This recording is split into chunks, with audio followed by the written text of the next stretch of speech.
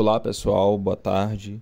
Eu me chamo Laidson Macaulay Pinheiro Araújo, sou aluno do curso de Ciências Biológicas Licenciatura da Universidade Estadual do Maranhão, Polo Zedoca.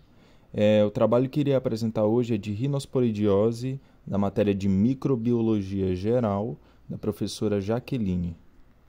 Sendo conhecida como doença de Guilherme Seber, blastomicose rinosporidiótica, psorrospermose nasal e granuloma rinosporidiótico, a rinospermose, como é mais conhecida, ela trata-se de uma doença de evolução lenta e processos inflamatórios crônicos. E é causada por um agente etiólico, Rhinosporidium seberi, que é um micro-organismo que infecta peixes, anfíbios e mamíferos, como os seres humanos, sendo classificado como um fungo pelo seu aspecto morfológico e histoquímico, pessoal. E a doença, pessoal, ela se desenvolve com o aparecimento de lesões nas mucosas, mais frequentes nas fossas nasais, com 70% de aparecimento, e 10% na conjuntiva ocular. Além das mucosas, pessoal, a pele e as regiões da genitália externa também podem ser acometidas com menor frequência.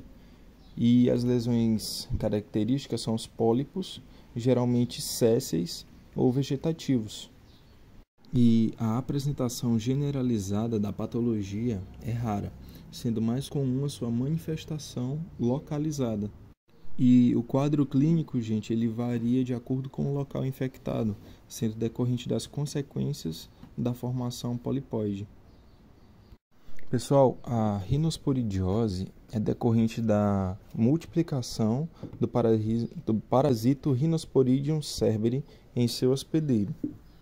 O Rhinosporidium seberi ele é mais prevalente ao sul do subcontinente indiano, mas pode ser encontrado também na América, na Europa, na África e em outros países asiáticos.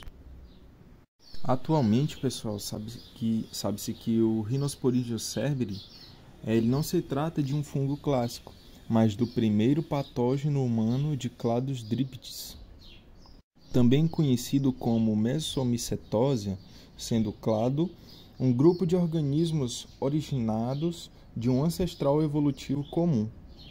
E essa descoberta, pessoal, ela se deu somente no final do século XX, por meio de uma análise filogenética de subunidade menor de gene rRNA de parasitas aquáticos.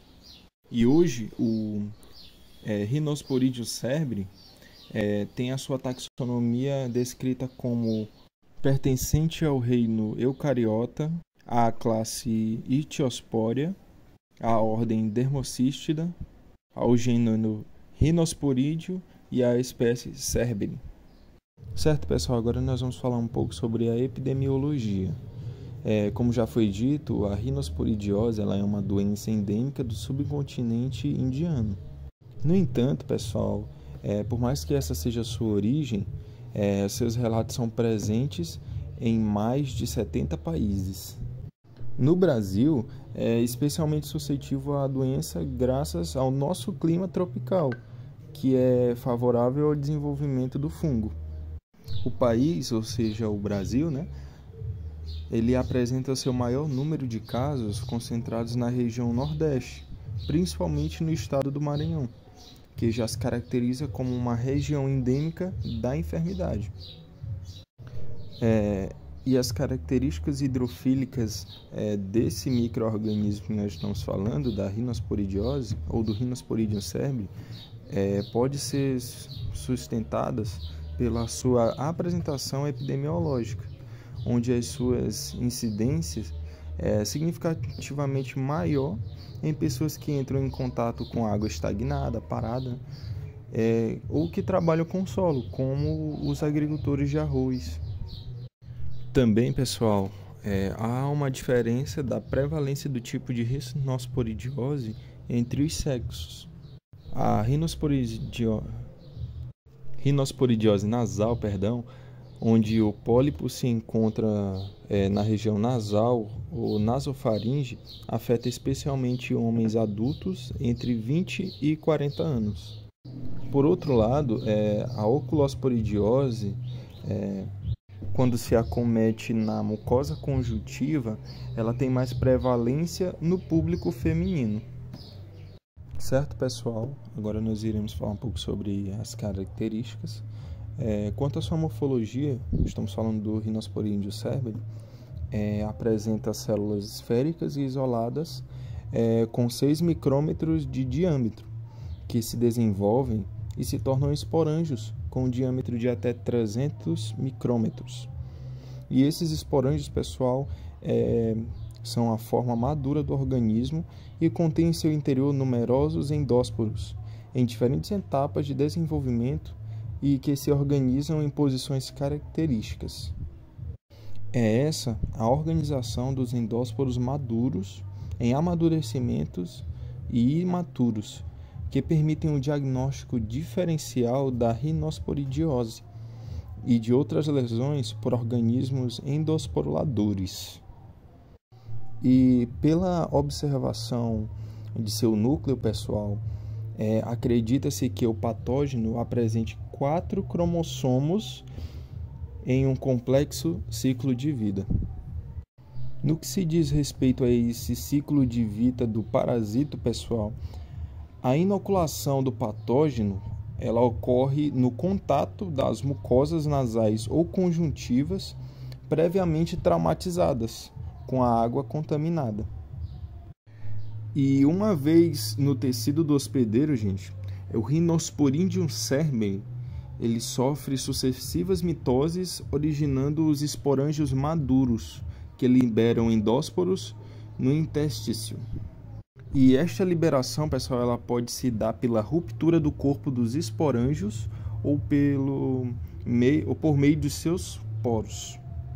E nesse último caso, pessoal, ocorre um rearranjo dos endósporos no interior do esporângio, seguido pela abertura de um poro apical na parede celular do Rhinosporídeo cerberi e a liberação ativa dos endósporos. Sendo assim, gente, considera-se que uma fase de vida desse patógeno possa ocorrer na água e na areia contaminada, mas ainda não há uma teoria comprovada de um ciclo de vida completo. Nessa imagem, a gente pode ver uma lesão polipoide, pendular e vascularizada originada na mucosa nasal de um paciente com rhinosporidiose. Certo, pessoal? Agora nós iremos falar um pouco sobre o diagnóstico da doença. O diagnóstico laboratorial definido para a rhinosporidiose é realizado através da análise histopatológica do tecido, visto que o cultivo do patógeno em laboratório não é possível. E a análise pode ser realizada facilmente por citologia de aspiração seguida com um exame microscópico com 10% de hidróxido de potássio ou coloração de Papa Nicolau. E deve-se observar a presença de um epitélio hiperplástico vascularizado depois desses exames, com cistos globulares que devem apresentar diferentes tamanhos, visto que englobam esporângios em diferentes estágios de maturação. No caso da rhinosporidiose nasal, pessoal, exames de imagem como endoscopia nasal, tomografia computadorizada e ressonância nuclear magnética das cavidades paranasais podem orientar o diagnóstico e a conduta terapêutica. No caso da endoscopia nasal, é possível observar a característica granular das lesões polipoides, a qual é friável e avermelhada devido à sua vascularização intensa. Os esporos no epitélio podem ser observados com pontos brancos sobre a mucosa. Certo, pessoal? Agora iremos passar para a última parte dessa apresentação, onde eu irei falar um pouco sobre o tratamento e a profilaxia dessa doença. O tratamento de escolha é a remoção cirúrgica com eletrocoagulação das bases das lesões.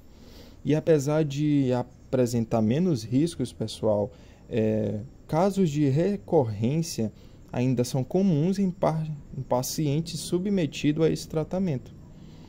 E vários medicamentos, como a dapsona, cetoconazol, a ciprofloxacina e a anfotericina B, foram experimentados, mas a dapsona ainda apresenta extrema eficácia, ainda apresenta mais eficácia comparado aos outros medicamentos. E uma vez que pode haver risco de hemorragia e perfuração do septo nasal, a cirurgia frequentemente é acompanhada com dapsona como terapia secundária. E esse medicamento, pessoal, ele acomete um funcionamento do esporângio, impedindo a sua maturação e aceleração à sua degeneração. Perdão, pessoal.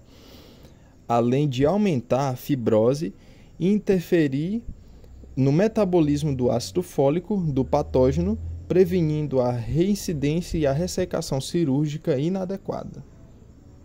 Pessoal, o tratamento primariamente medicamentoso apresenta eficácia limitada, provavelmente pela quantidade de elementos fúngicos ser muito superior que a de componentes vasculares e ser estruturalmente muito maior que a célula do sistema imune. E além disso, a hiperpenetrabilidade da parede esporangial também tem sido indicada na falha do tratamento medicamentoso e na de uma resposta imune de sucesso. Pessoal, falando um pouco sobre a profilaxia, o solo com partículas de fezes secas de animais e a água podem estar contaminados por esporos do fungo. Com isso, a inalação da poeira ou o contato das mucosas com a água contaminada seriam meios de transmissão. Com isso, a fonte mais comum de infecção é de 84% a água de lagos, em seguida com 11% a água de rios e com 5% a água de poços domésticos. Com isso, pessoal, a profilaxia básica consiste em evitar contato com águas contaminadas, principalmente em regiões endêmicas de grande relevância para a prevenção na região amazônica, tendo em vista a participação dos rios no estilo de vida dos locais. Certo, pessoal? Agora finalizamos a nossa apresentação com as nossas referências bibliográficas e muito obrigado à atenção de todos.